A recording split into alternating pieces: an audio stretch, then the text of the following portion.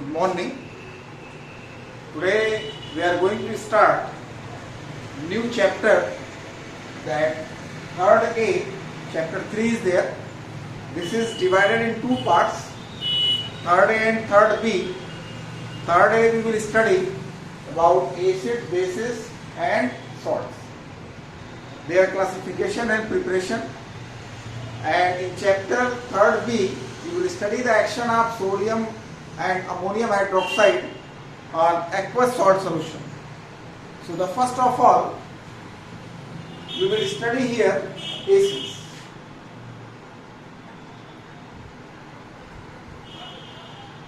So from the lower classes you have been studying acid, but here the definition is given that if any compound you dissolve in water, and if it gives hydronium ion as only positively charged ion, so that compound is called acid. The meaning is that if you take any compound just to dissolve in water and it is giving positive ion, which positive ion? Only hydronium ion. Only hydronium ion as the positively charged ion. Only hydronium ion as only positively charged ion, then that compound is called acid. So we can say an acid is a compound.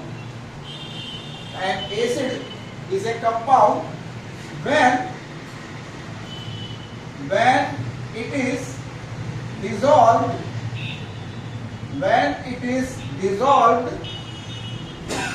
in water.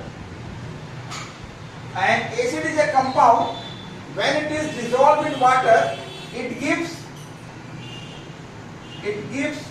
hydronium ion. It gives hydronium ion as only positively charged ion. The meaning is that if you take any compound and just to dissolve in water, and if that compound gives hydronium ion as only positively charged ion, if that compound gives hydronium ion as only positively charged ion, so that compound will be considered as a acid. So that's why I have written here, an acid is a compound when it is dissolved in water, it gives hydronium ion as only positively charged ion. One example for you. Suppose that if you dissolve HCl in water, so this will give hydronium ion. So just to see, this HCl, when it is dissolved in water, it gives positively charged ion. Which positively charged ion is there? Hydronium ion. So that's why this will be considered as an acid. So this way you can write, and if you want, you can write in two parts. This equation can be written like this. First of all, this HCl will dissociate into H plus and Cl minus. These water molecules have the strong affinity.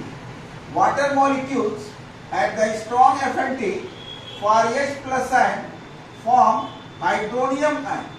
If you add it, then this H plus ion will be cancelled, HCl and H2O. This will form hydronium ion and Cl negative. So either this way you can learn or this way, any way you can learn. So this is the definition of the acid. And acid is a compound when it is dissolved in water, it gives hydronium ion as only positively charged. Meaning is that you can take any substance. That substance you dissolve in water. If that substance is giving hydronium ion as only positively charged ion, so that compound will be considered as an acid. So this definition is written in the examination. They may ask you define an acid. Otherwise, what will happen? They will give this much. Define the term. So what they will give? A compound when it is dissolved in water, it gives hydronium ion as only positively charged. So what is the term here? The term will be acid. This way you can write, and suppose that if H2SO4 is there, H2SO4 if you want, you can take 2 molecules of water. This will give 2 hydronium ion plus SO4. So anyway you can. So this is the first definition for acid. Next one is bases.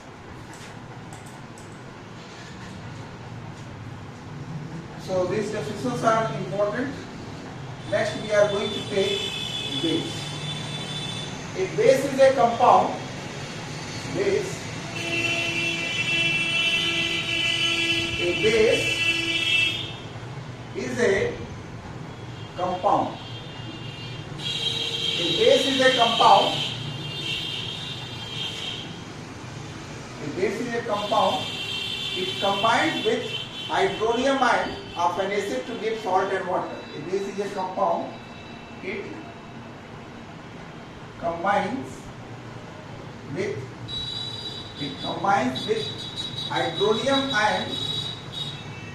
hydronium ion of an acid to form salt and water. A base is a compound. It combines with hydronium ion of an acid to form salt and water. So just you see, this Cu combined with HCl. This will form CuCl2 and H2. This is salt, this is water. You must be thinking it combined with HCl where hydronium ion is here. So that you have to keep in your mind. This HCl in the previous example you have seen that HCl combined with water form hydronium ion, and that product will react with copper oxide form salt and water. So this way you can study base.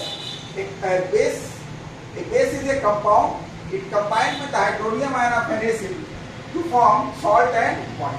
One more example is given that copper hydroxide you can take, react with H2SO4, then it forms copper sulfate plus 2H2. Next one is given an alkali. You are familiar. So it is given an alkali is a compound. When it is dissolved in water, it gives hydroxyl ion as only negatively charged ion. And alkali is a compound.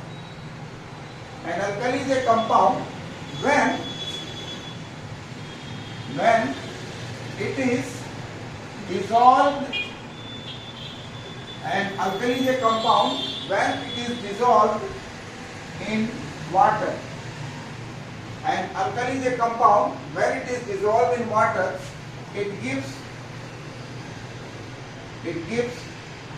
hydroxyl ion. It gives hydroxyl ion as only negatively charged, as only negatively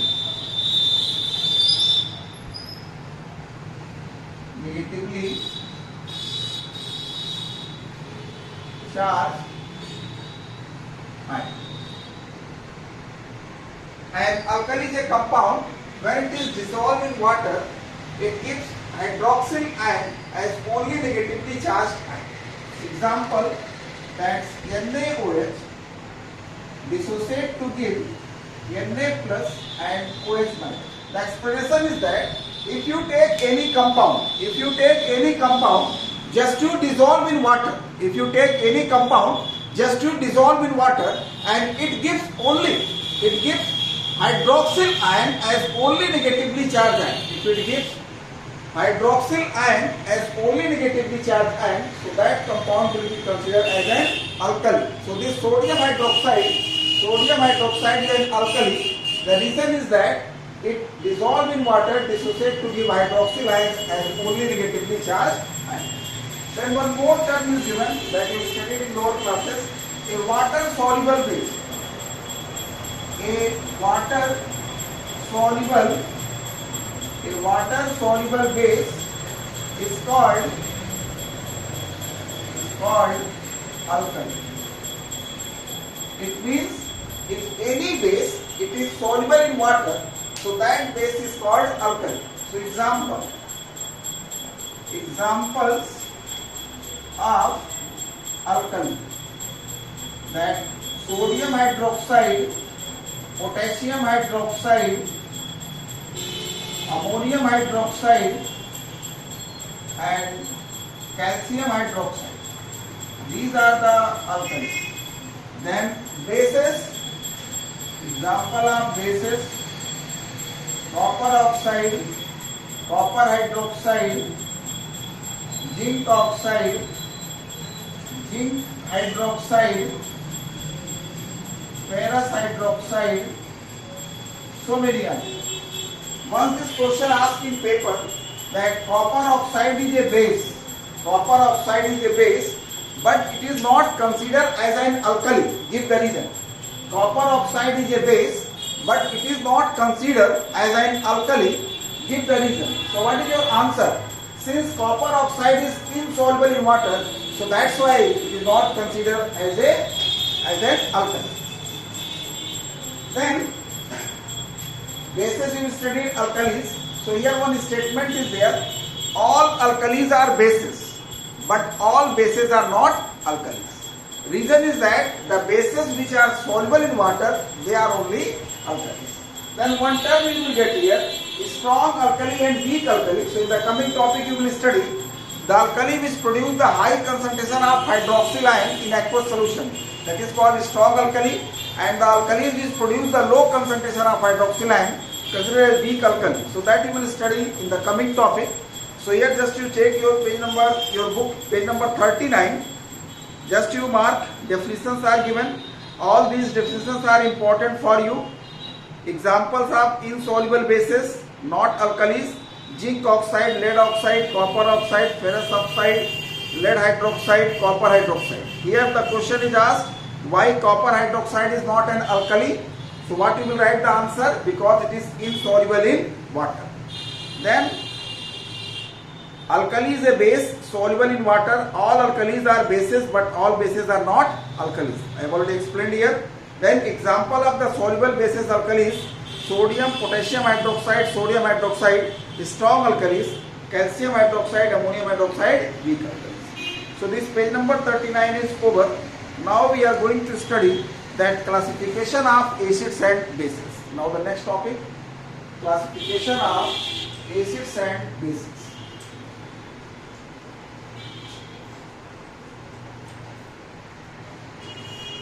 So how we can classify acids and bases? So classification of acids and bases. Classification of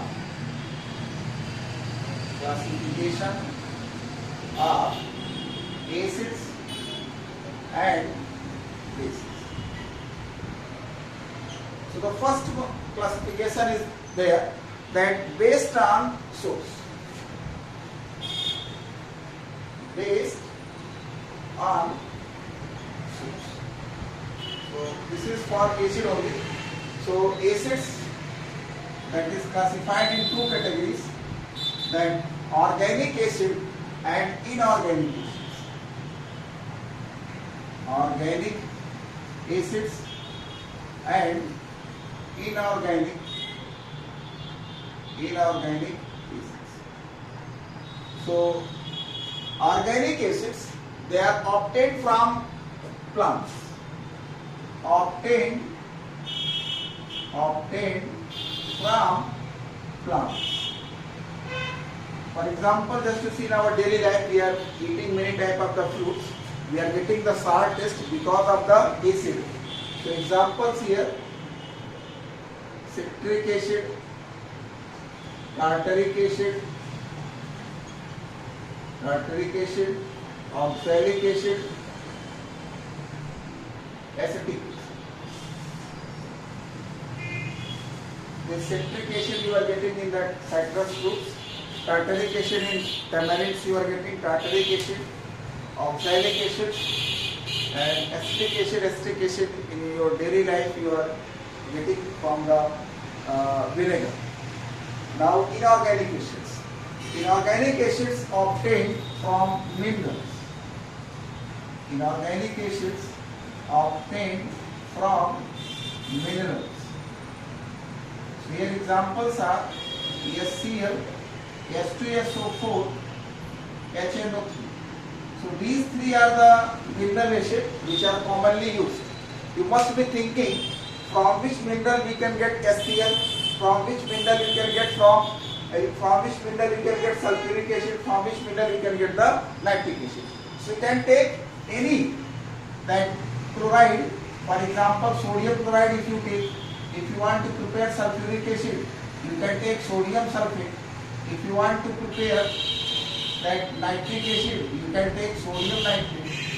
So any metallic chloride, sulfate or nitrate if you get, then these acids you can get. Next one is based on molecular composition. Second one, based on composition. So here again acids are classified in two categories, that hydra acids and oxy acids. Hydra acid, as the name is given, in hydra acid you will get hydrogen.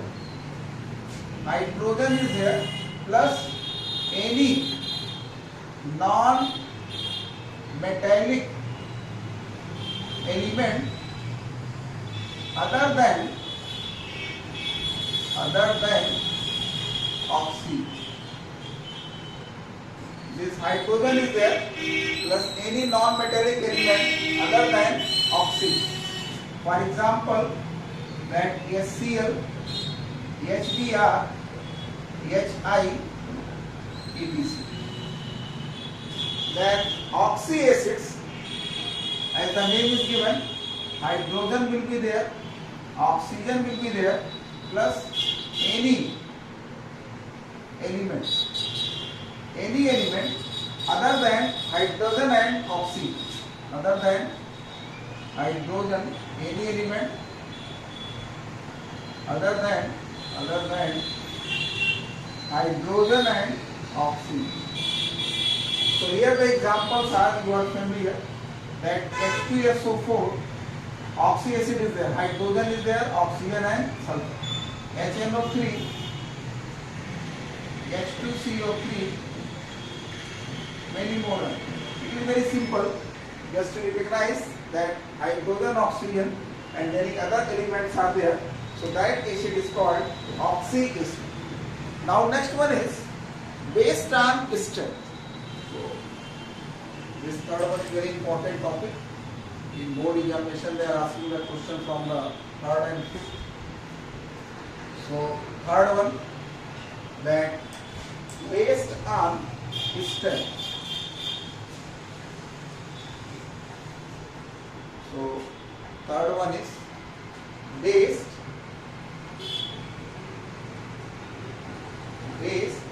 on strength. So that we can divide in two categories. First of all, we can take acid. So that strength here we can divide in two categories, that acids. So acids are coming in two categories, that strong acid and weak acid. So first of all, strength of acid. Strength of acid depends on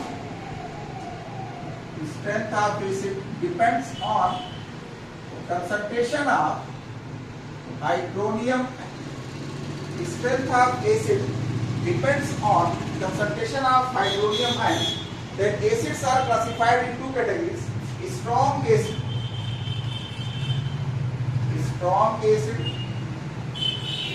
and weak acids.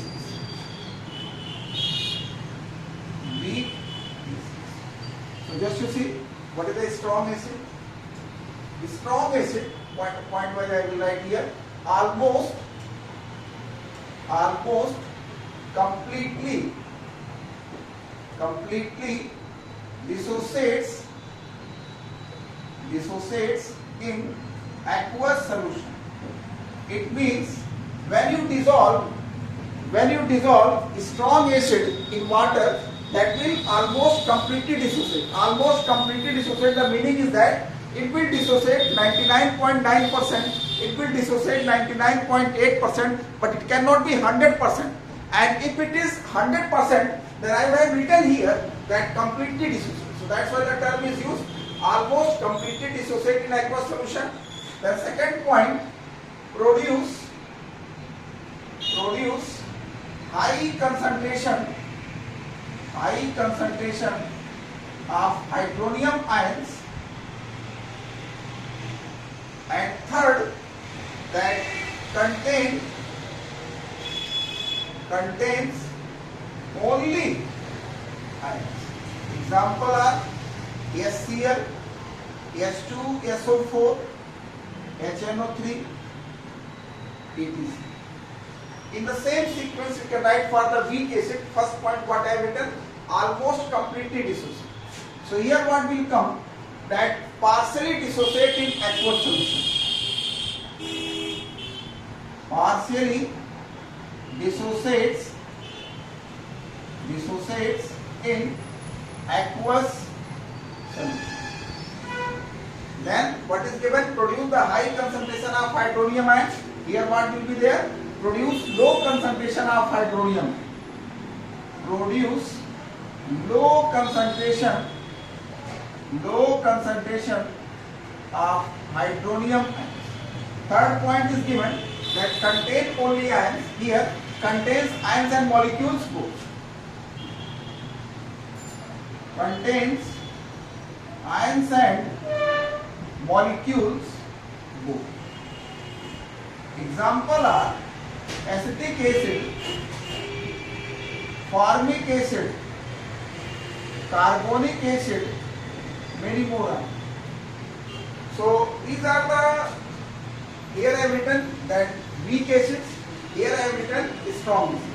And if you want to see the dissociation, so if you take the previous one you have seen, like this they will dissociate. But if you take here this one, acetic acid, if you dissolve in water, that will form hydronium ion, citric acid, and acetate ion. So that way you can learn. So here they are asking the questions to you. In board paper I have seen that what kind of particles are present in sulfuric acid. The question can be asked to you. What kind of particles are present in sulfuric acid? So what you will write the answer, it contains only ions. What kind of particles are present in HCl? You will write only ions. What kind of particles present in nitric acid? Only ions. Then they may ask the questions to you. What kind of particles present in acetic acid? You will say that ions and molecules. What kind of particles are present in formic acid? Ions and molecules. Carbonic acid, ions and molecules. So this is very common question in board paper. They may ask you define strong acid and weak acid. So what you will say, that strong acid, when it is dissolved in water, almost completely dissociate in aqueous solution. To produce the high concentration of hydronium ion, it contains only ions. Examples, these are HCl, H2SO4, HNO. What you will say for the weak acids? When the weak acids are dissolved in water, okay, they partially dissociate and they produce the low concentration of hydronium ion. They contain ions and molecules. Examples, acetic acid, formic acid, and carbonic acid. So as you have seen that strength of acid depends on hydronium ion concentration. In the same way, strength of base depends on hydroxyl ion. So as I have written, strong acid, strong base, we are going to get strong alkali and weak alkali. So strength of alkali, strength of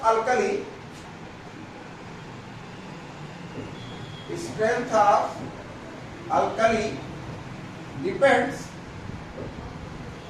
depends on hydroxyl ion concentration. Hydroxyl ion concentration. So here that strong acid, you have written. What we will write here?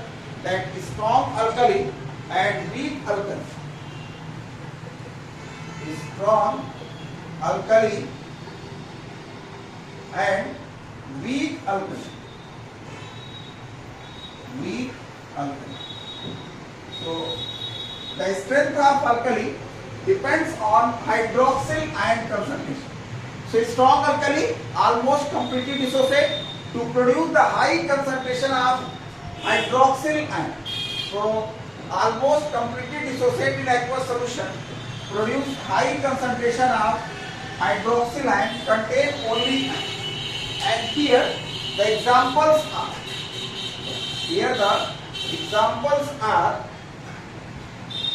What examples are there?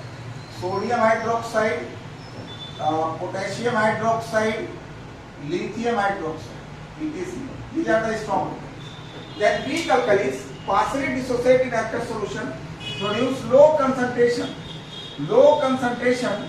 of hydroxyl ion, contain ions and molecules both.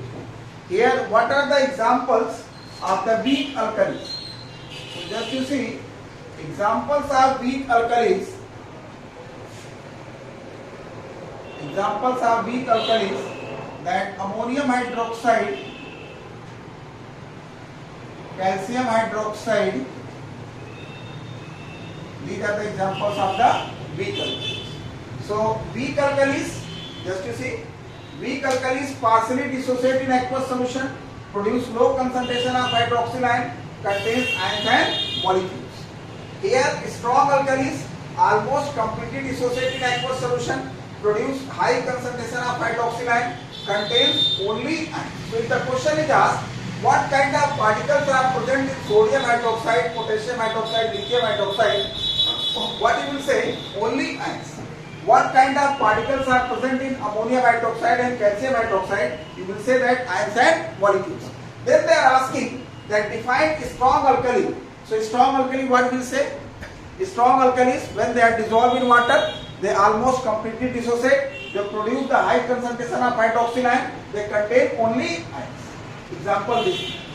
Define the weak alkalis. So when the weak alkalis are dissolved in water, they partially dissociate in aqueous solution, produce low concentration of hydroxyl ion. They contain ions and molecules. These are the examples.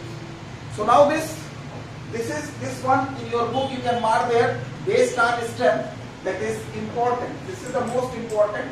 If you go through the board paper, this third point they are asking. Now next one is based on concentration.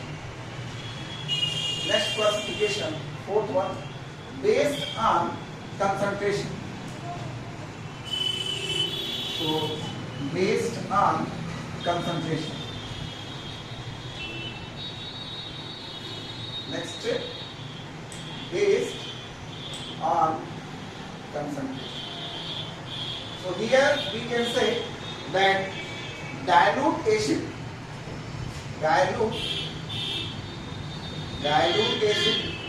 and concentrated acid. In the same way, we can say dilute alkali and concentrated alkali. So first of all, you have to think how this acid is formed. So acid is formed by dissolving in water. Acid plus water. Acid plus water. If acid in a small quantity, acid is small quantity and this one is large quantity, so that will be the dilute acid. And concentrate acid, that acid plus water. If acid in large quantity and water in a small quantity, mean the proportion of the acid is more than the water, then it is called concentrate acid. In the same way, dilute alkali, it is formed by adding alkali